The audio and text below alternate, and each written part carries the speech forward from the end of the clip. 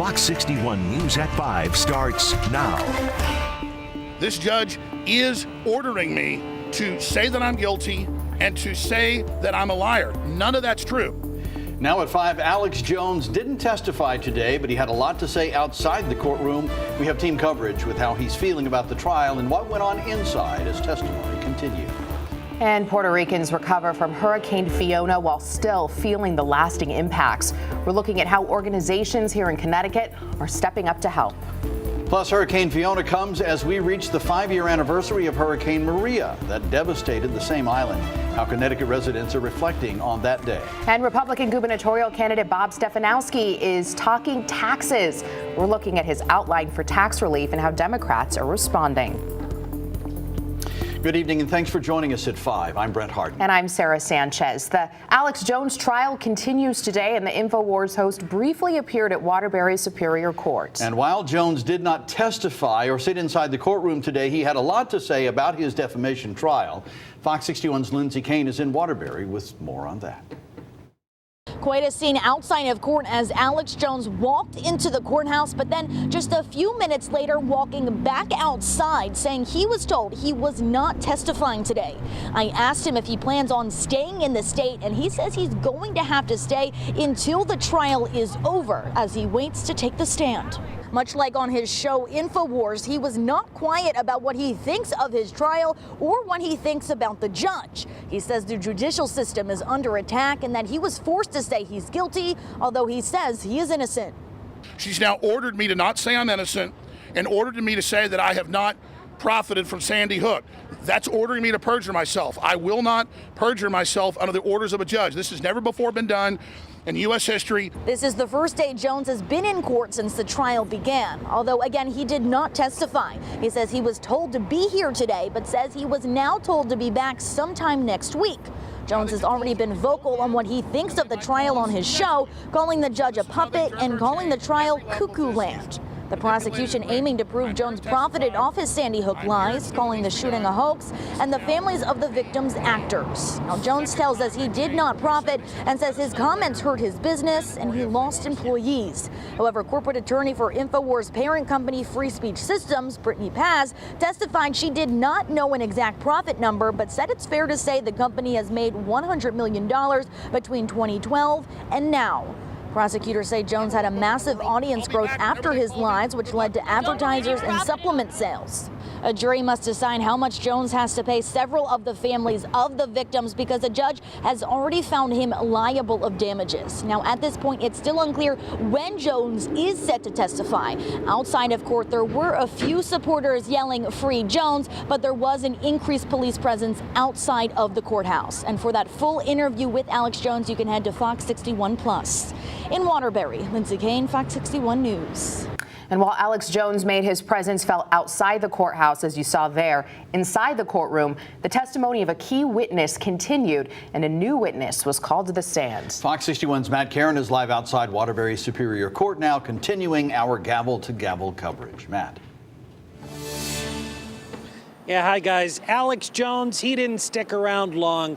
But I'll tell you what, you could simply feel that just his presence, his appearance, added a much more emotional element to today's court proceeding, and that continued into the testimony. Day 5 in the Alex Jones trial brought faces old, many tens of thousands of documents, and new. InfoWars as what we would call an ecosystem. The prosecution finished their questioning of Jones's corporate attorney, Brittany Paz, by trying to show that Jones obstructed the judicial process by intentionally not turning over all the evidence the court ordered. When you asked for deposition transcripts, you didn't get them, right? I didn't get what I requested. The 5-day grilling of Paz was countered with a 5-minute cross-examination by Pattis, who made the case Jones didn't intentionally subvert the court, rather got distracted by his own ego. Alex is just really focused on being on the air, and Alex doesn't take a real big interest on the day-to-day. Lead prosecutor Chris Maddy yielded the floor to fellow prosecutor Josh Koskoff, who called a new witness. Clinton Watts. The former FBI agent, internet and social media expert, was hired by the prosecution to analyze the Alex Jones mega media empire. a massive audience. And to highlight the manipulative messaging methods Jones used to incite violence. And if you're trying to enrage an audience, to get them to mobilize or move or shift their belief, you tend to focus on things like fear, anger, and demonization. Breaking down his own words. They are going to come after our guns, look for mass shootings, and then magically it happens. Fear over loss of weapons, which he uses as the justification. He stokes anger by repeating that it was some sort of a plot, and he uses demonization by picking a target. And even though Alex Jones spoke for several minutes here this morning outside the courthouse, there was really no clarity provided on when he will actually testify and be called by the prosecution to take the stand.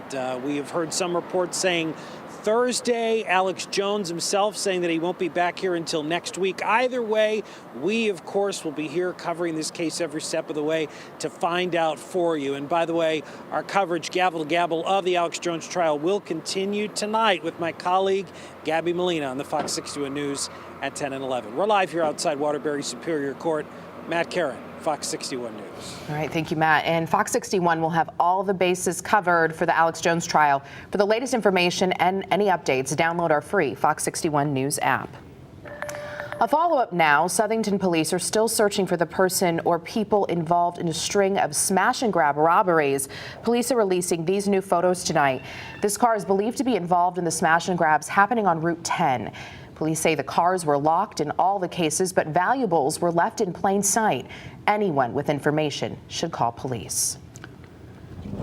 All right, turning to the weather now. A sunny day after some rain last night, and then there's some more rain. There's some clouds out there right now. It's kind of hard to characterize it, honestly. Yeah, exactly. Yeah. That's why we leave it up to Chief Meteorologist Rachel Frank. She'll do that part for us. I got you guys covered. Yeah, we started the day off with sun. Now we've got clouds and a few pop-up showers, but they're hit or miss in nature. Temperatures in the mid to upper 70s, so it still feels warm out there. But you're noticing some of those showers coming into the state. Let's zoom in and show you where they're located. And there's a locally heavier downpour possible too. If you're in Simsbury, Avon, West Hartford, and you haven't seen any rain just yet, some is heading your way. And here's one of those heavier downpours right now that we're seeing right around Windsor Locks and East Windsor as well.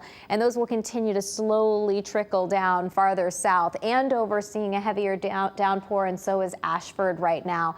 And we'll zoom in a little closer and show you some of these guys as they move through. Willimantic getting some rain, so is Lebanon, and also seeing some right up towards the Massachusetts border. As we head towards and after sunset, though, these will get less and less frequent, and then they'll dissolve because their source of instability is daytime warmth and the sun. Once we lose that, we lose the showers. Temperatures right now are in the upper 60s, where we are rain cooled right now for Willimantic, 68 degrees, 73 in Meriden. Overnight lows in the 50s. It'll be nice and refreshing later tonight. We'll bring the humidity down even further.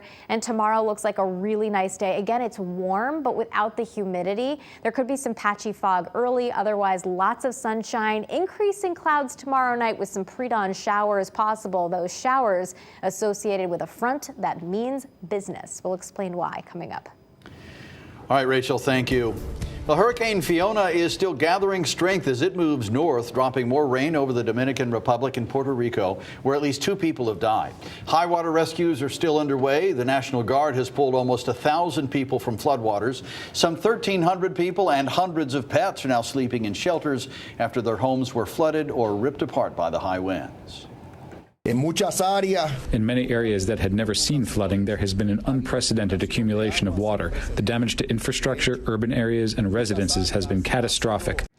Fiona has now strengthened to a Category 3 storm, which with sights set on Bermuda by the end of the week. And 5 years ago today, Category 4 Hurricane Maria devastated Puerto Rico. It left neighborhoods destroyed and millions of people without power for months. Nearly 3,000 people also lost their lives. Now, many people also fled right here to Connecticut. Fox 61's DeAndrea Turner spoke with 2 people from organizations who helped them as they reflect on the anniversary. She joins us now live in the studio. Well, you guys, like you said, today's anniversary, it's eerie for both of these women that I spoke with today because One thing they said is that Puerto Rico came back stronger then, and it will come back stronger now. But this 5-year anniversary kind of got blurred with what's happening right now in the island. 1,826 days ago, Hurricane Maria flattened Puerto Rico.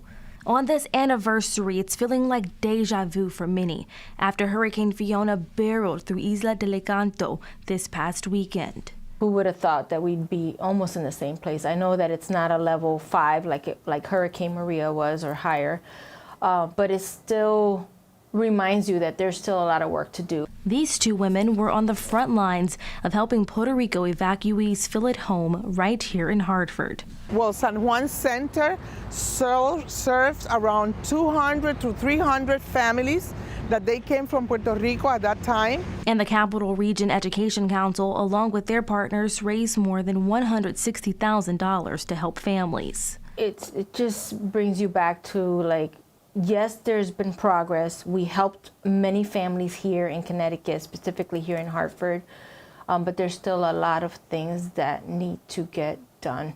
With potential of Fiona evacuees, organizers here are using lessons learned from Maria to better help. Now we can get more organized, act quicker, because we already have the context already. We would be ready to help and assist anyone who's fleeing the island or at least needs to come here for a short period of time. And while today echoes in similarity to September 20th, 2017, resilience is echoing too.